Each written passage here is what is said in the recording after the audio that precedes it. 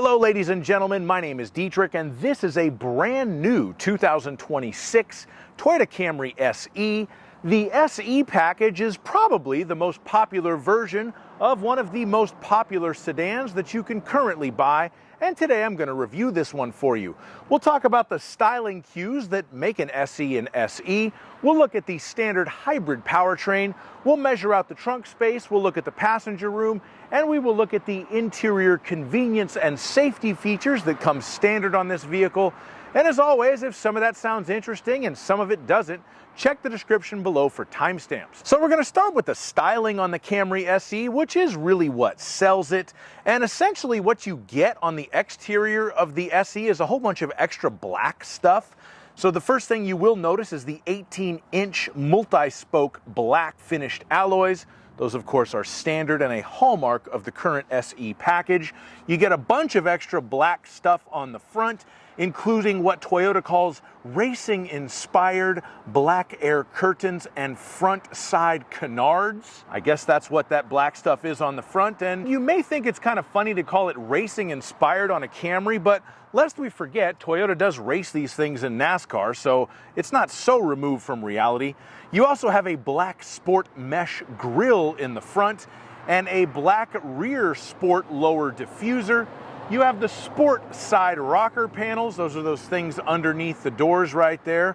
They are color keyed on this particular underground model. And you also have a color keyed rear spoiler. And last but not least, you do get black Camry lettering on the back of the car. And it should be noted that if you don't have the $89 option of the black overlay badges, the HEV and SE logo are silver. But pretty much all of them come with that extra 89 bucks to black it all out so that it all matches and gives you a very cohesive look on your Camry SE. Now we'll have a look under the hood and talk about the standard hybrid powertrain on the new Camry. Of course, all new Camrys are hybrids. Standard engine has 225 horsepower. That's for the front-wheel drive model, which this particular SE is.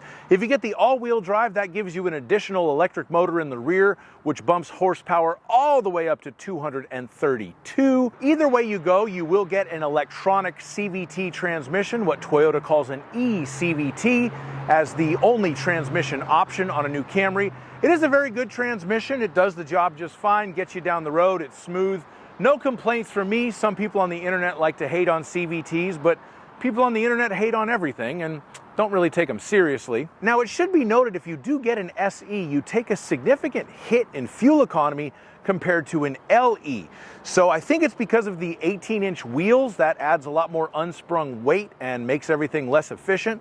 But this is rated 47 in the city, 45 in the highway, and 46 combined. And that is a 5 mile per gallon deficit compared to a base model LE Camry. So if maximum fuel economy is what you're looking for, then you should probably buy an LE. But this is still rated 46 miles per gallon combined, so that's still very good, and I would venture to guess better than most of you are currently getting in your cars, unless you've already got some sort of Toyota hybrid at home. Now we're going to measure out the trunk, so open it up. We're going to get the laser tape measure. We're going to take the rubber floor mats out and get to work. The length of the trunk from the back of the back seat to the rearmost portion of the trunk is 3 feet and 8 inches. The maximum width of the trunk in what I call the golf club hole from there to there is a phenomenal 5 feet and 4 inches. The Camrys always have good room for golf clubs.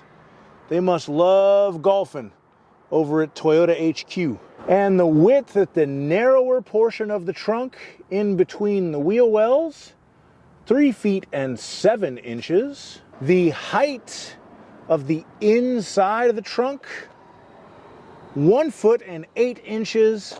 And the roof of the trunk is pretty poorly finished. I mean, standard stuff these days, but just kind of primered. But we do have a light, so that's cool.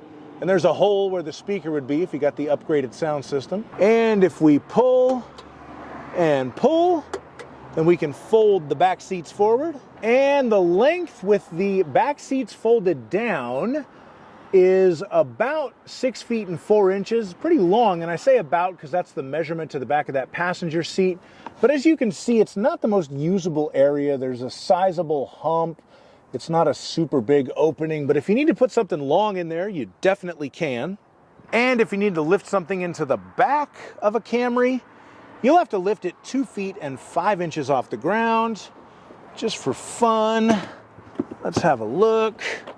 Ooh, we got some tools, and that must mean, ba-bam, we have a space saver spare tire, so you do still get a spare tire in a 2026 Camry SE, and that's a good thing. Now we're gonna measure out the passenger space, and for this measurement, I'll use myself. I'm 6'5", so let's see if I can sit behind myself in this Toyota Camry.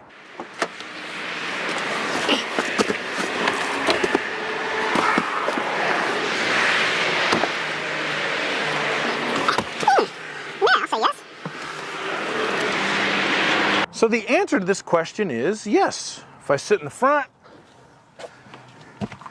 I have enough leg room. I'm sitting upright, but I have enough headroom, so that's cool. And if I get in the back, I do have enough leg room. I do have enough headroom. Roomy car in the new Camry. It's funny, I reviewed one of these last year, but it was an XLE, and I think it had the big moonroof, and I don't remember fitting as well in it, but I fit well in this one. And we do have some rear air vents and some USB charging ports. It looks like I've got one USB-A and one USB-C for the back seat passengers. We have a center armrest with some cup holders. So cool, very roomy and practical cabin space in a new Camry. Now we're going to step inside and talk about the features that you get on an SE. And the first thing you will notice when you get into one of these cars is the Softex trimmed seats. It looks like leather, it feels like leather, but no cows had to die to make it happen. The Softex seats are a nice upgrade from the cloth in the LE, and probably one of the things that make the SE such a popular package. You also have a leather-wrapped steering wheel and a leather-wrapped shift knob in the SE, so those are up-level touches. Makes it a little bit nicer. I especially like a leather-wrapped steering wheel, so that's a good touch. We do have a standard 8-inch touchscreen with wireless Apple CarPlay and Android Auto. In all honesty, it looks a little small for a brand new car in 2026, but it does work fine, and it gives you wireless Apple CarPlay and Android Auto, which to me are very important features in a new car, so not a huge complaint there, and you can pay extra to get a much larger touchscreen if you'd like as an option, but this particular car is not equipped with it. Another interesting thing that's an option is the keyless access. So all new Camrys have the push button start.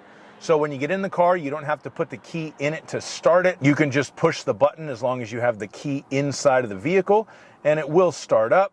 But if you want to be able to walk up to the car and put your hand in the door handle and open the door without touching the key, you'll have to pay $600 extra for the convenience package, and that also gives you an auto-dimming mirror. This particular car doesn't have it, so if you want to unlock it, you're going to have to push the button on the key, and same thing to lock it when you get out of the car. Wireless charging is standard on a Camry SE, and I also have 2 USB-C charging ports and 1 USB-A data port in the front, so you can keep your devices plugged in, charging, ready to go. AM, FM, and satellite radio are standard with the 8-inch touchscreen, and of course you have Bluetooth audio streaming, but you don't really need to use that if you have your Apple CarPlay or Android Auto hooked up. And of course we have one more sporty touch on the interior. You've got the aluminum pedals just to give you a little bit more sportiness in your new Camry SE.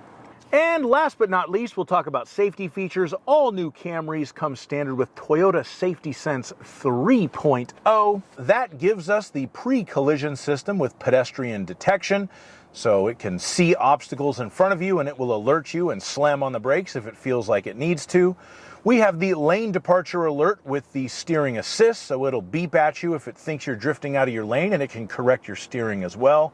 You have the road sign assist, so it'll read the road signs, tell you when you're speeding.